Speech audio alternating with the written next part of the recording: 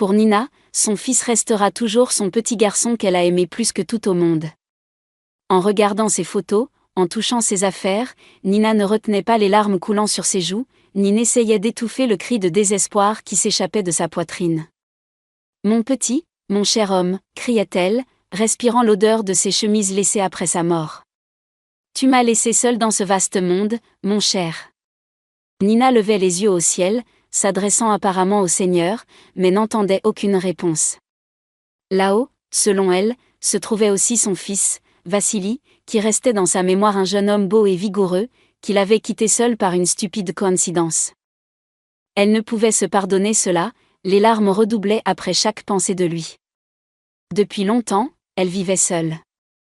Nina avait travaillé toute sa jeunesse dans la police, plus précisément au ministère de l'Intérieur, atteignant le grade de colonel, puis avait démissionné pour s'occuper de son enfant, et elle n'était jamais revenue dans les organismes d'État. Ayant goûté à tous les charmes du service à l'État, elle avait préféré se consacrer entièrement à son fils tant attendu. C'était bien mieux que d'être constamment impliquée dans des enquêtes étranges, parfois horribles et même effrayantes. Sa vie personnelle n'avait pas abouti. L'homme de qui Vassili était né était profondément et solidement marié. Ce qu'il avait immédiatement déclaré, renonçant ainsi à sa paternité. Il avait déjà 2 enfants d'une femme aimée et aimante qui lui pardonnait ses aventures périodiques. L'une de ces aventures avait été une jeune employée des services internes. Audacieuse, belle, et si inaccessible. 6 mois de cours, de compliments et de cadeaux, et la forteresse tomba. Nina tomba amoureuse de son prince, qui finalement s'enfuit sur son cheval dans une autre direction, la laissant avec un bébé dans les bras. Elle n'espérait pas trop que le père de son enfant choisit de rester avec elle, donc ses souffrances, bien que longues et difficiles, étaient tout à fait prévisibles. Elle trouvait toute sa joie et le sens de la vie dans son fils. Se réjouissant de chaque dent, de chaque nouveau mot et compétence. Vassili grandissait pour la joie de sa mère, et Nina réalisait que son congé maternité se terminait et qu'elle avait besoin d'argent. Le père de l'enfant ne l'aidait pas financièrement, il avait complètement disparu de sa vie, alors Nina décida résolument d'étudier les possibilités de travailler de manière indépendante. Oubliant les intrigues sales dans l'établissement gouvernemental où les intrigues étaient tissées en permanence, où les sentiments humains et les qualités humaines étaient enterrés sous le désir de commander, recevant de nouvelles récompenses et se réalisant uniquement en tant que gestionnaire compétent, et non en tant que personne normale avec des sentiments normaux. Ainsi, Nina se retrouva dans le studio photo de son amie, que celle-ci avait décidé de vendre en raison d'un déménagement. Le studio photo était le seul en ville et rapportait un bon revenu à la propriétaire, donc Nina accepta presque immédiatement de l'acheter. Dans sa jeunesse, elle s'était passionnée pour la photographie et son père possédait même un appareil photo très cher pour l'époque, donc le sujet de la photographie lui était familier et compréhensible. Elle aimait ce travail et il lui apportait une satisfaction émotionnelle qui lui manquait tant. Les années passaient, Nina travaillait et élevait son fils. Vassili grandissait en étant un garçon obéissant, il faisait la joie de sa mère, et la femme puisait énergie et force pour la vie dans son fils, le protégeant de toutes sortes de malheurs et d'échecs. Elle faisait ses devoirs avec lui, l'emmenait et le ramenait de l'école elle-même, l'emmenait régulièrement chez le médecin. En somme, le fils était non seulement son soulagement, mais presque son subordonné. Vassili s'efforçait toujours d'écouter sa mère. Il ne s'y opposait pas, il aimait les bonnes notes, adorait recevoir de gentils mots de sa mère et écouter les éloges des enseignants. Nina, ayant travaillé la majeure partie de sa vie dans les services, ne pouvait se défaire de l'empreinte de ce travail sur son caractère. Elle restait exigeante et très critique, désirant voir dans son fils unique l'idéal de l'homme qu'elle n'avait pas réussi à rencontrer sur son chemin. Il y avait des hommes dans sa vie qui voulaient être à ses côtés, mais Nina rejetait férocement toute tentative de pénétrer dans sa famille idéale par un étranger. Craignant de ressentir à nouveau cette douleur qui s'était émoussée avec les années, et d'ailleurs. Une telle douleur pourrait être infligée à son fils. Et cela, c'était comme une mort. Ainsi, pendant toutes les années depuis la naissance de Vassili, aucun homme n'avait franchi le seuil de sa maison. Et Vassili vivait avec la compréhension que le plus important dans la vie était sa mère. Les années scolaires étaient derrière lui, ainsi que l'âge difficile de la transition de Vassili. Nina l'avait vécu difficilement, découvrant soudainement dans son garçon calme et tranquille, qui avait son propre point de vue, un jeune homme. Ils se disputaient, se réconciliaient, puis se disputaient à nouveau, mais Nina faisait tout pour que dans la famille, cela se termine toujours par des mots gentils l'un envers l'autre. Vassili entra à l'université de la ville. Bien qu'il ait essayé de quitter le nid familial et d'aller étudier dans la capitale, Nina fit tout pour qu'il reste près d'elle. Pour cela, elle dut même vendre sa voiture et payer le recteur de l'université pour que Vassili puisse étudier dans un prestigieux département. Vassili ne savait pas cela. Il était convaincu d'avoir été admis uniquement grâce à ses connaissances, et Nina ne contredisait pas. Et tout semblait bien se dérouler selon le plan que Nina avait tracé dans ses pensées pour les années à venir, mais il arriva ce qu'elle craignait mais s'attendait parfaitement. Vassili tomba amoureux. Il commença à disparaître le soir, et parfois ne rentrait pas la nuit. Nina vivait ce fait particulièrement difficilement. Elle était jalouse de son fils et réfléchissait beaucoup à la façon de tout remettre dans l'ancien cours. Elle ne voulait pas accepter le fait que Vassili était déjà adulte. Il avait ses propres intérêts, différents de ceux de sa mère. Un de ces matins difficiles, alors que Nina ne dormait pas, regardant l'horloge et se fâchant en attendant son fils rentrant tard, Vassili arriva, et Nina ne put plus se retenir. « Vassili, peut-être devrais-tu présenter cette fille à maman ? Je n'aime pas que tu partes pour la nuit, alors que je m'inquiète et ne dors pas. » Vassili, sortant une bouteille de kéfir du réfrigérateur, l'ouvrit et commença à boire directement du goulot. Cela déplut aussi à Nina. Elle n'aimait pas une telle impolitesse, mais elle ne dit rien à son fils. Vassili avait l'air différent de d'habitude. Il semblait détaché de sa mère et ne prenait pas ses paroles au sérieux. « Maman, j'ai 20 ans. Il est temps de se résigner au fait que je puisse avoir une vie personnelle. Mais je ne m'oppose pas, mon fils. » Nina tenta de se rapprocher de son fils, mais il s'éloigna démonstrativement d'elle. « Je voudrais juste voir cette fille, faire sa connaissance. » Nina était contrariée. Elle ne voulait pas rencontrer cette fille. Elle en avait besoin seulement pour une chose, dissuader son fils de cette fille qui le détourne du bon chemin, gêne ses études et a une mauvaise influence sur sa relation avec sa propre mère.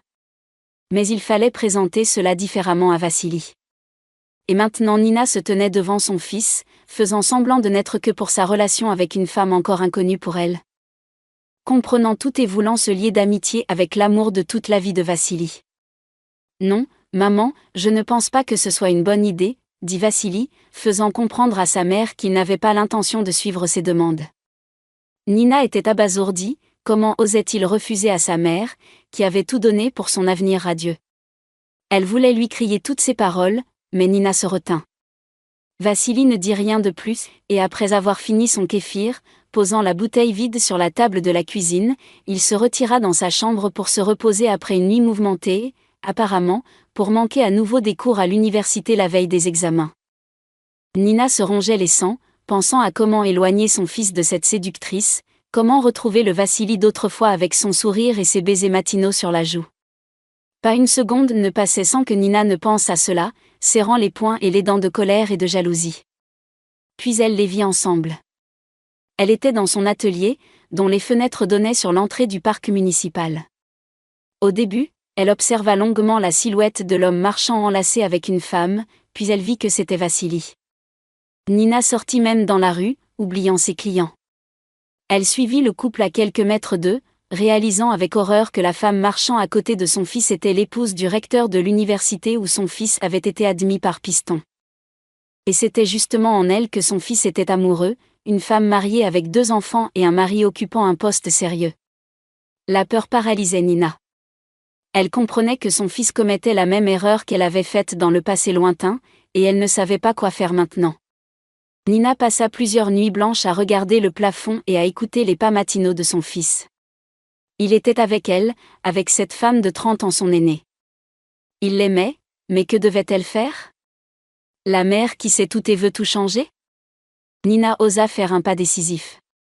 Elle se retrouva de nouveau dans le bureau du recteur, à qui, quelques années plus tôt, dans ce même bureau, elle avait tendu une épaisse enveloppe contenant un pot de vin. Elle lui raconta tout, la liaison de sa femme avec son fils, et le fait que Nina elle-même était contre cette relation et ferait tout pour y mettre fin. Le recteur, un homme imposant et d'âge mûr dont le visage se couvrit de sueur en entendant ces mots, ne put dire qu'une chose: « Je m'occuperai de tout, partez et ne revenez plus jamais ici, ni vous ni votre fils. » Nina sortit, et cette nuit-là Vassili dormit à la maison, et la suivante aussi. Nina triomphait. Elle avait réussi à faire tout ce qu'elle voulait. Il n'y aurait plus jamais de liaison entre son fils et cette femme mariée infidèle. Tout était terminé. Et il semblait que le soleil brillait à nouveau plus fort, que les oiseaux chantaient plus fort, que l'herbe et les fleurs avaient pris des teintes particulièrement vives, et que la vie s'améliorait. Mais Vassili ne parlait plus à sa mère. Il avait complètement cessé de parler, restant allongé dans sa chambre, tourné vers le mur. Nina attendait que son fils surmonte cette rupture, comprenant que ce n'était pas cette relation dont il avait besoin pour l'avenir. Mais un mois passa, puis un deuxième. Vassili rata ses examens et risquait l'exclusion. Ce n'était pas ce que Nina voulait. Et Vassili ne voulait pas lui parler. Un mois de couchage et de silence de son fils la rendait folle. Nina invita secrètement un psychothérapeute, qui prononça un verdict sombre. Vassili a besoin d'une aide urgente de spécialistes, et il doit être hospitalisé. Il a des idées suicidaires prononcées. Le médecin termina son diagnostic avec ce mot incompréhensible après avoir parlé avec Vassili. « Quoi, pardon ?» demanda la mère inquiète, se tenant le cœur. « Il pourrait se faire du mal, ce qui, à son tour, pourrait avoir une issue triste, » expliqua le médecin, regardant la femme avec inquiétude. « Et je vous conseille de faire examiner votre santé. Vous vous tenez le cœur, et c'est aussi un mauvais symptôme. » Nina retira sa main de sa poitrine, réfléchissant à son fils. Que faire? Comment agir? Encore des questions auxquelles elle ne connaissait pas les réponses. L'hospitalisation? Mettre son fils dans un hôpital psychiatrique? Et s'il décidait de se couper les veines? Elle ne se pardonnerait jamais cela. Elle entra doucement dans la chambre de son fils, qui continuait de se coucher sur le lit, face contre le mur. « Mon fils, le docteur a dit. »« J'ai tout entendu, » grogna Vassili. « Tu veux me mettre dans un asile pour que, Dieu nous en préserve, je ne me pende pas au-dessus de ta précieuse table de cuisine. Et je pense de plus en plus à autre chose, à remplir notre baignoire, puis à prendre un rasoir, et l'eau de la baignoire devient brune. Beau, n'est-ce pas? » Nina frissonna, sentant un frisson parcourir tout son corps. Tout cela résonnait avec une douleur sourde dans la région du cœur. Vassili se tourna vers sa mère, son visage était pâle et ses lèvres étaient carrément bleues. « Je l'aime, tu sais. Je l'aime plus que la vie elle-même. Mais comment pourrais-tu savoir ce qu'est l'amour? Tu as vécu seul toute ta vie, et il semble que tu aies utilisé mon père uniquement comme un donneur. » Nina secoua la tête et voulut caresser son fils, mais il repoussa la main de sa mère. « Ne me touche pas, va-t'en. » Nina passa toute la nuit en pleurs, se tenant le cœur, pensant à l'erreur qu'elle avait commise. Elle avait privé son fils d'amour, alors qu'elle-même savait qu'on ne peut vraiment aimer qu'une seule fois dans sa vie, et elle avait privé son propre fils de cela. Le matin, elle décida de retourner voir le doyen et d'essayer de revenir en arrière, mais elle ne le put pas. Vassili n'était pas à la maison. Nina était surprise et déconcertée par le départ de son fils. Son départ était-il une bonne chose, un signe, ou était-ce mauvais? Elle attendit son fils, regardant par la fenêtre, mais le soir venu, Vassili n'était toujours pas rentré. Nina tombait dans une sorte d'oubli, se levant périodiquement de son lit et courant dans le couloir, comme si elle entendait les pas de son fils. Mais cette nuit-là, il n'est pas rentré à la maison. 3 jours ont passé, et Vassili n'était toujours pas là, tandis que la douleur dans le cœur ne laissait plus de répit à la femme épuisée. Nina s'est adressée à la police, déposant une déclaration de disparition de son fils. Les policiers ont posé longuement et laborieusement des questions à Nina, et après leur départ, elle ne put tenir et appela une ambulance, sentant que la douleur dans son cœur était si insupportable qu'elle provoquait une douleur à chaque mouvement. Elle a été hospitalisée, et maintenant la femme malheureuse avait perdu tout espoir de revoir son fils. « Vous avez besoin d'une opération urgente », dit le médecin en faisant des annotations dans le dossier médical. « Vous serez examiné demain. L'opération aura lieu jeudi. » Après cela, 3 jours en réanimation et 1 mois en hospitalisation. Nina avait du mal à comprendre les paroles du médecin, s'évanouissant constamment. Devant ses yeux se tenait Vassili. Il souriait à sa mère et tendait les mains vers elle. Nina pensait avec horreur que son fils l'appelait à l'aide et qu'elle était complètement impuissante pour l'aider. De retour à la maison après un mois passé à l'hôpital, Nina a trouvé plusieurs lettres et convocations de la police dans sa boîte aux lettres. Horrifiée en ouvrant chaque enveloppe, Nina était stupéfaite de leur contenu. Une invitation à une identification. Encore une. Quelle identification ? Nina s'est précipitée au poste de police, où elle a passé environ 3 heures, assise à attendre. Combien de pensées lui traversaient l'esprit ? Alors qu'elle était assise sur une chaise dure, combien de gens a-t-elle vu, combien de juges sont passés en sa présence, mais elle ne pensait qu'à une chose. Votre fils a été trouvé mort dans une rivière près de chez vous. Cela s'est passé le 7 août. Nous vous avons convoqué pour l'identification, mais vous n'êtes pas venu. Quelle en est la raison ? J'étais à l'hôpital. Opération, c'est tout ce que la femme a pu articuler. On lui a tendu une photo du lieu où le corps a été trouvé. Maintenant, ils appelaient son fils ainsi un corps. Nina ne pouvait pas regarder cela. Elle se leva silencieusement et sortit du bureau. Puis elle revint et demanda qui avait enterré son fils et où. Aucun parent n'a été trouvé. Il a été enterré là où l'on enterre habituellement les personnes non identifiées et sans domicile fixe. À côté des clochards, demanda Nina d'une voix éteinte. Peut-être, répondit sèchement le policier. Ce n'est qu'une semaine plus tard qu'elle put trouver l'endroit où son fils avait été enterré. Et toutes ses tentatives pour réinhumer son seul enfant se sont avérées vaines.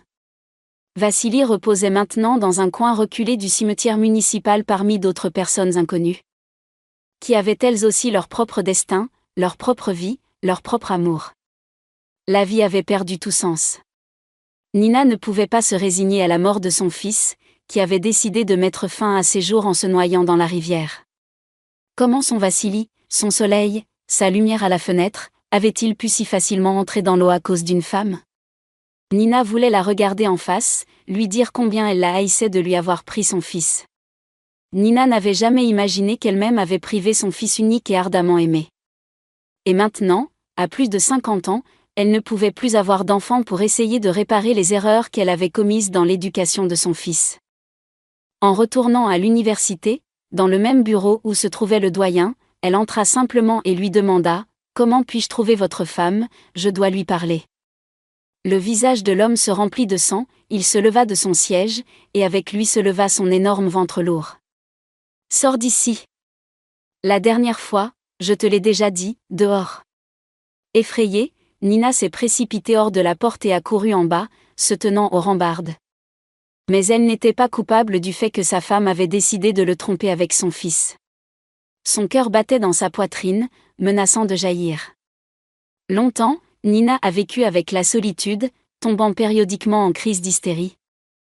Se blâmant pour ses actes, mais refusant de se réconcilier avec le fait que c'était sa faute qui avait causé la mort de son fils. Nina blâmait celle qui avait séduit son fils, l'ayant fait tomber amoureux d'elle et ne lui laissant pas la possibilité d'une vie tranquille. Nina essayait de noyer sa douleur, en adoptant un chien avec lequel elle se promenait matin et soir, retrouvant ainsi un peu de vie. Puis elle rouvrit son studio photo, qui avait été fermé pendant ces longs mois et même années, pendant qu'elle se remettait de la perte de son fils. L'absence de proches et d'un homme qui aurait pu la soutenir et la ramener plus rapidement à une vie normale a eu un impact sur elle. Nina n'avait ouvert la porte de sa vie à personne, s'isolant elle-même et son fils comme sous un énorme dôme métallique, loin de tout ce qui se passait à l'extérieur de leur maison. Le nombre de clients avait considérablement diminué, les gens disposant désormais de leurs propres appareils photo. La plupart du temps, les gens venaient au studio juste pour des photos d'identité. Mais cet argent, ainsi que sa pension, suffisait à cette femme solitaire pour vivre et nourrir son chien. « Bonjour, pouvez-vous retoucher cette photo et la rendre plus lumineuse ?» Nina se retourna et vit une vieille dame tenant une enveloppe à la main. « La photo est sombre ? Vous avez du mal à voir ce qui y est représenté ?» demanda Nina. « Oui, mes enfants m'ont envoyé une photo de famille, mais je suis devenue presque aveugle, je ne peux pas distinguer les petits-enfants.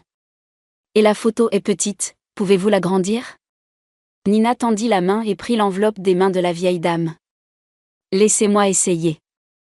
On peut rendre la photo plus claire et l'agrandir. » Elle sortit avec assurance la photo de l'enveloppe, représentant la famille de quelqu'un. La photo était de Noël, car en arrière-plan se tenait un grand sapin de Noël et sous celui-ci des boîtes enveloppées de papier cadeau coloré. Nina mit ses lunettes et regarda les visages de la famille heureuse.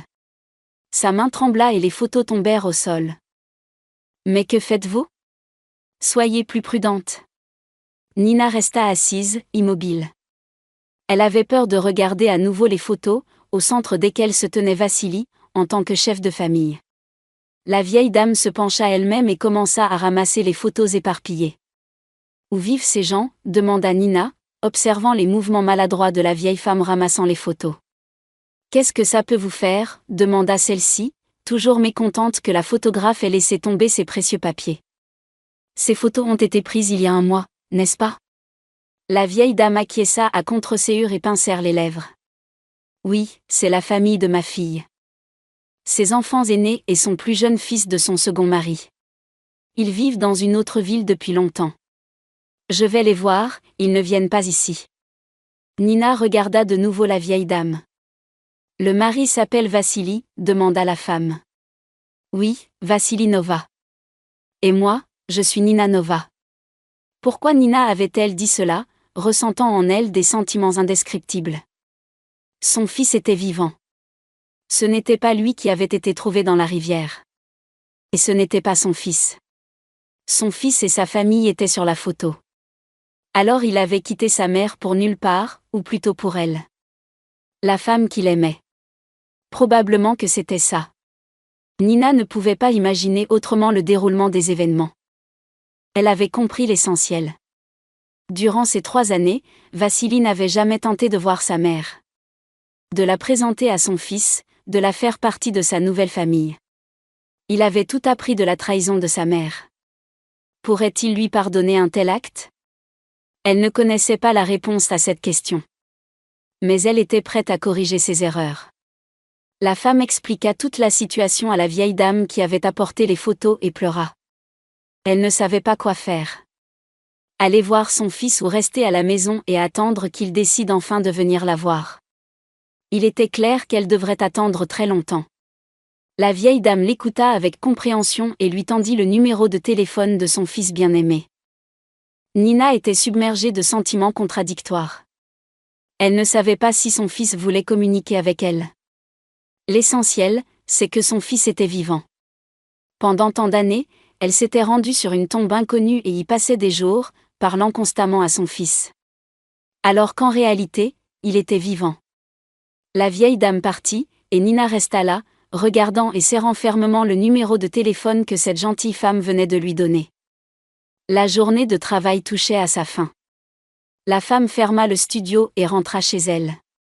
À la maison, elle ne savait toujours pas quoi faire. Mais elle décida que son fils se réjouirait de son appel. Elle composa les chiffres et attendit une réponse. « Allô, je vous écoute », dit une voix masculine de l'autre côté.